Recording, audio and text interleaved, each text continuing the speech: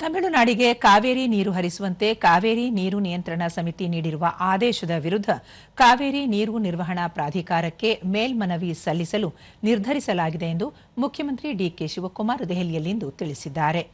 Advocate general, ಕಾನೂನು ತಜ್ಞರು ಹಾಗೂ ಅಧಿಕಾರಿಗಳ ಜೊತೆ ಸಭೆ ನಡೆಸಲಾಗಿದ್ದು, ಈ ಸಂಬಂಧ ಮೇಲ್ಮನವಿ ಸಲ್ಲಿಸಲು ಸಿದ್ಧತೆ ಮಾಡಿಕೊಳ್ಳಲಾಗುತ್ತಿದೆ ಎಂದು ಹೇಳಿದರು. ಜಲಸಂಪನ್ಮೂಲ ಸಚಿವ ರಾಮಲಿಂಗಾರೆಡ್ಡಿ ಹಾಗೂ ಅಧಿಕಾರಿಗಳೊಂದಿಗೆ ಚರ್ಚೆ ನಡೆಸಲಾಗಿದೆ. ಬೆಂಗಳೂರಿನಲ್ಲಿ ಈ ಸಂಬಂಧ ವಿರೋಧ ಪಕ್ಷದ ನಾಯಕರ ಜೊತೆಯೂ ಚರ್ಚೆ ಮಾಡಲಾಗುವುದು. ಈ ನಡುವೆ ತಮಿಳುನಾಡು ಮುಖ್ಯಮಂತ್ರಿ ತಮ್ಮೊಂದಿಗೆ ಚರ್ಚೆ ಮಾಡಲು ರಾಜ್ಯಕ್ಕೆ ಬರುವುದಾಗಿ ಹೇಳಿದ್ದಾರೆ. ರಾಜ್ಯಕ್ಕೆ ಬರುವ ಅತಿಥಿಗಳನ್ನು ಗೌರವದಿಂದ ಸ್ವಾಗತ ಮಾಡುವುದು ನಮ್ಮ ಕರ್ತವ್ಯ. ಅದಕ್ಕೆ ಸಿದ್ಧತೆಗಳನ್ನು ಮಾಡಿಕೊಳ್ಳಲಾಗಿದೆ ಎಂದರು.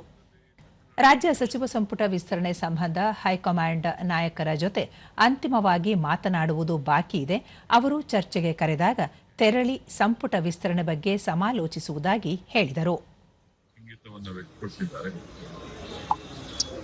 ಚೀಫ್ ಸೆಕ್ರೆಟರಿಗೂ ಲೆಟರ್ ಬರೆದಿದ್ದಾರೆ. ನನ್ನ ಹತ್ರನೂ ಫೋನಲ್ಲಿ ಮಾತಾಡಿದ್ದಾರೆ.